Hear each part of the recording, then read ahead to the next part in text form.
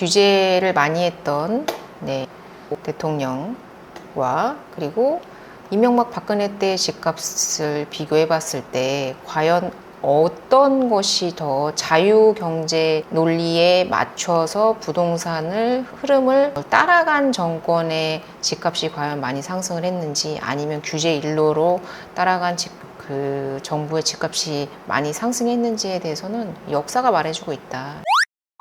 정권이 바뀌었음에도 불구하고 부동산에 크게 변화를 느끼지 못하는 이유도 이런 야당의 그런 정책적인 발목 잡기가 저는 큰 역할을 하고 있다라고 생각을 합니다.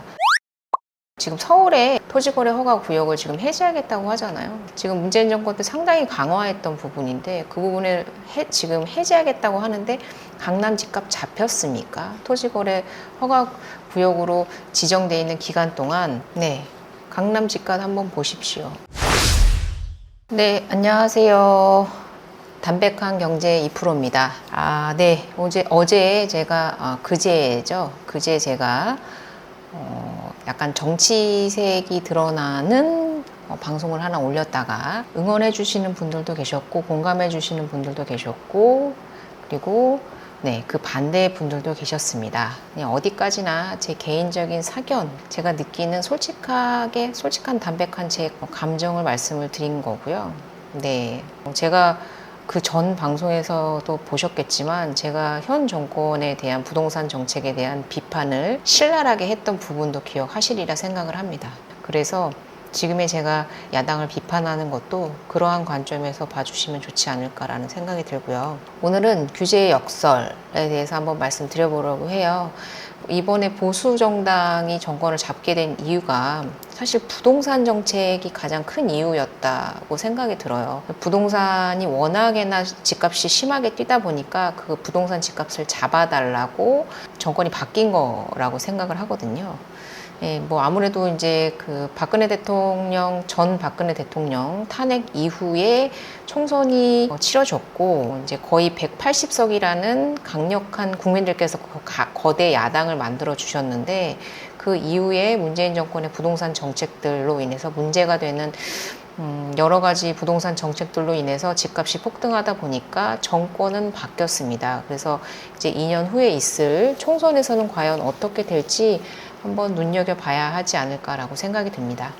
규제의 역설이라는 말, 그러니까 제가 하고 싶은 말은 규제를 할수록 과연 부동산 값이 잡혔는가에 대해서 한번 말씀을 드려보고 싶어요. 그래서 문재인 정권 때는 규제 일로였죠. 거의 약 30개 정도의 부동산 정책이 나왔을 정도로 지금 윤석열 정권이 탄핵 정국이다 라고 얘기를 한다면 문재인 정권 때는 부동산 정책 정국이었다라고 말할 수 있을 정도로 정말 많은 부동산 정책을 내놨습니다. 규제 일로였죠.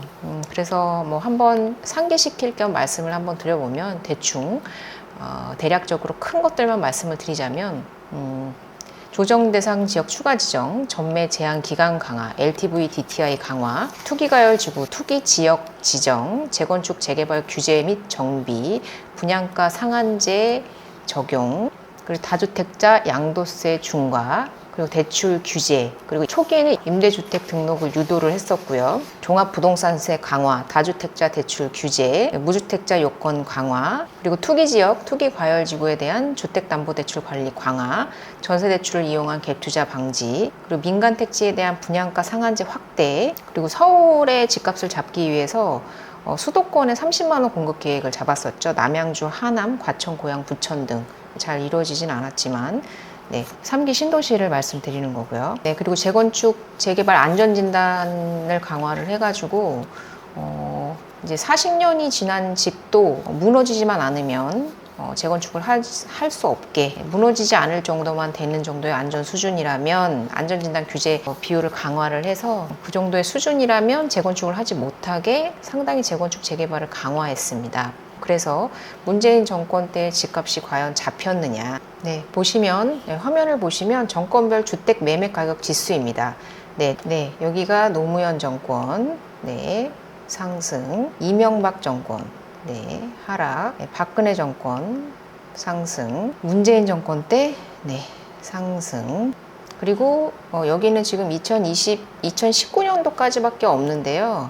이 이후에 계속해서 상승을 했죠, 집값은. 네, 2021년도까지 폭발했습니다. 네, 알고 계시다시피. 그래서 어떠한 정책 규제도 사실 그렇게 효과를 보지 못했다라고 저는 평가를 하고 싶고요. 그리고 특히나 문재인 정권 때 초기 때 기억을 하시려나 모르겠는데, 이제 그 주택수 공급을 늘리기 위해서 임대사업자에 대한 그런 확대 방안, 그래서 세제 혜택이라던가 주택수에서 오피스텔, 도시형 생활주택 등을 면제해주는 그런 혜택증을 주겠다. 그러니까 임대사업자 등록을 해라라고 상당히 파리 대책 때, 그러니까 2017년 파리 대책 때 다주택자들에게 주택임대사업자를 등록을 하라고 상당히 등록 유도를 했었던 시기가 있었습니다. 근데 이제 그것이 이제 여론에서 그런 임대사업자의 주택수 배제가 주택 투기를 조장한다 하여서 갑작스럽게 몇 개월 지나지 않아서 대책을 주택임대사업자에게 오히려 양도세를 중과하고 종합부동산세를 합산과세하는 등 세금을 소위 말해서 때려 부은 그런 역정책을 펼쳤습니다. 기억하실지 모르겠습니다.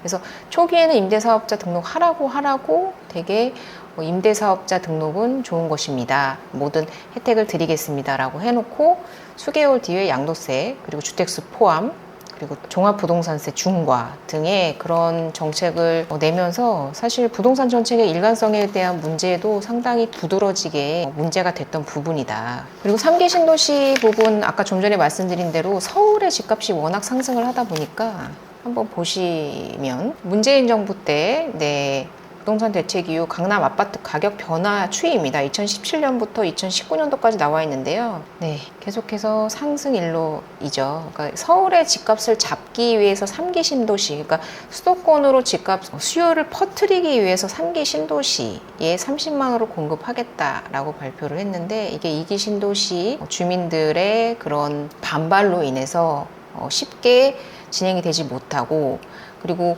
토지 보상 문제를 실질적인 토지주들과 상의도 하지 않은 채 3기 신도시를 발표하면서 상당히 오랜 기간 동안 보상 절차에 대한 문제가 발생을 했고요. 그래서 앞서 방송에서 여러 번 말씀드렸다시피 지금 이제사 2024년도에 공급을 하겠다던 이 3기 신도시의 공급이 이제 윤석열 정부에 들어와서 이제사 공급이 아니죠. 네, 착공이 시작됐습니다. 네. 그래서 상당히 문재인 정권 때부터 부동산 공급 문제는 상당히 심각했고요. 문재인 정권 초기에는 박근혜 정권 때 워낙에나 아파트를 많이 지었기 때문에 초기에는 문제가 되지 않았는데 그것이 이제 뭐 여러 가지 규제 정책들로 인해서 재건축 재개발도 되지 않고 그리고 분양가 상한제로 인해서 주택을 짓지 않음으로 인해서 인허가 착공 물량이 급속적으로 줄어들면서 부동산 공급 문제가 상당히 심각한 문제로 야기되었다. 그게 윤석열 정권까지 연결이 되면서 근데 윤 정부에서도 초기에 그것을 빨리 대응을 했어야 되는데 그 대응이 늦어지면서 지금의 이런 초유의 공급 부족 사태가 지금 일어나고 있는 것이다. 근데 양극화 문제는 상당히 심각해지고 있다. 그래서 지방은 미분양 때문에 미분양이 쌓여서 문제이고 지금 서울 수도권은 집이 부족해서 문제인 상황이다.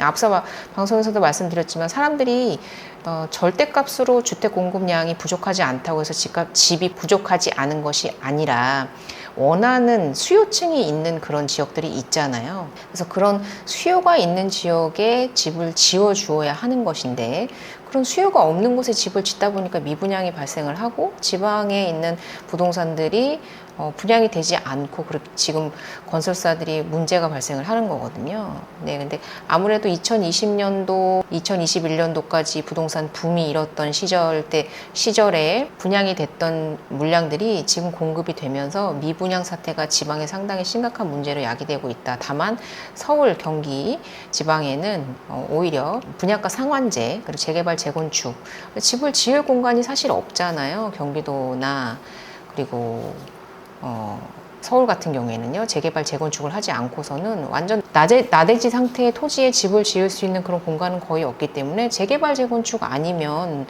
사실 쉽지 않은 문제다. 3기 신도시와 같은 신도시를 개발하지 않는 한. 근데 그러려면 외곽 지역에다가 집을 지어야 하고, 그러려면 또 인프라를 깔아야 되고, 그러면 철도나 그리고 또 고속도로가 생겨야 하고, 그러면서 발생하는 또 비용, 그리고 그것에 대한 유지 비용 등 여러 가지 부대 비용들이 많이 발생을 함에도 불구하고 재건축 재개발을 하지 않고 3기 신도시를 짓겠다라는 선택을 했는데, 그것이 여러 가지 문제들로 인해서 특히나 기존에 아직 2기 신도시가 지금도 들어오고 있는 상황인데요. 2기 신도시 지금도 완벽하게 공급이 되지 않은 상황인데 3기 신도시를 짓겠다고 하는 바람에 많은 그런 저항에 부딪혔다. 그래서 참 정책이 엇박자를 타는 정책들이 상당히 많았다. 저는 그렇게 생각을 해요. 그래서 문재인 정권의 부동산 정책이 상당히 부정적인 영향을 줬던 것이 사실이다라고 생각이 들거든요. 그리고 가장 중요한 거 보시면요. 네, 제가 일부러 2017년도부터 지금 2024년 2월 달까지 화면을 띄웠는데요. 보시면요, 2017년도부터 문재인 정권 때 보시면 이게 가계 신용부채인데, 가계 신용부채가 얼마나 많이 증가했는지 보셔야 돼요. 네. 예, 지금 윤석열 정권에서 뭐 가계부채가 뭐 폭발적으로 늘어났다, 증가했다 이렇게 계속 얘기가 뉴스가 나오고 있는데, 보시면 오히려 윤석열 정권 때의 그런 가계부채 증가 추이가 문재인 정권 때 비교해 봤을 때 얼마나 낮은지에 대해서 이거는 팩트 체크를 하고 넘어가야 되는 부분이다라고 저는 생각을 들어요.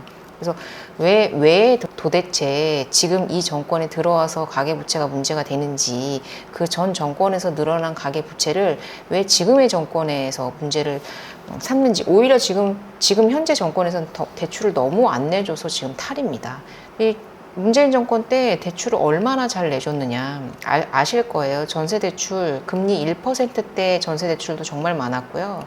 그리고 무직자 대출, 그리고 청년들, 그리고 한 달만 직장을 다녔으면 가능한 대출들 등등 정말로 폭발적으로 대출을 많이 내줬습니다. 근데 지금은 어떻습니까? 대출을 안 내줘서 탈이거든요. 그래서 지금 가계부채가 지금 늘어나고 있는 것이 아니고 이미 전 정권에서 늘어났다. 그래서 잊어버리시면 안 될 것 같다라는 생각이 들어요. 전 정권에서 부동산 정책을 어떻게 했었는지, 그럼으로 인해서 정권이 바뀌었다는 것에 대해서 기억을 하셨으면 좋겠다라고 말씀을 드리고, 규제라는 것이 과연 부동산 값을 잡았느냐라는 것을 말씀드리자면, 네, 규제를 많이 했던 대통령과 그리고 이명박 박근혜 때의 집값을 비교해 봤을 때 과연 어떤 것이 더 자유경제 논리에 맞춰서 부동산을 흐름을 따라간 정권의 집값이 과연 많이 상승을 했는지, 아니면 규제 일로로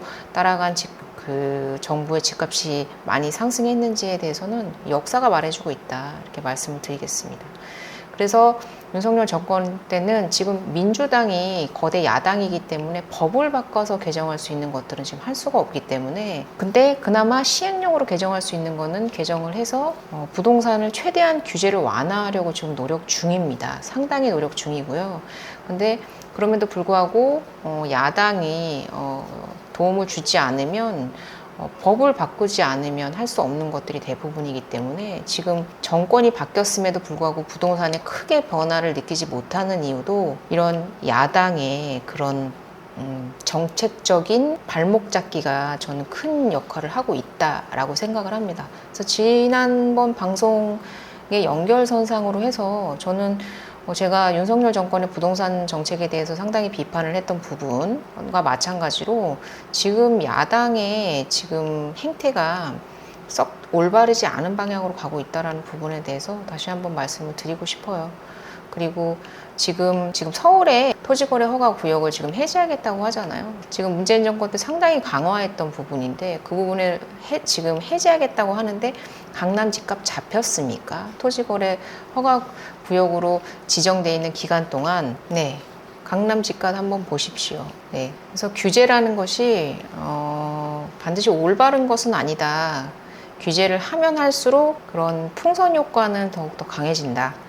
그래서 윤석열 정권에서 하고자 하는 그런 부동산 정책들을 지금 하지 못하고 있는 것이 참으로 좀 안타깝고요. 이것이 지금의 이런 혼란스러운 전국을 만든 게 아닐까라는 생각이 듭니다. 네, 오늘은 여기까지 마치고요. 네, 좋은 저녁 되시고 도움이 되셨다면 구독과 좋아요 부탁드리겠습니다. 감사합니다.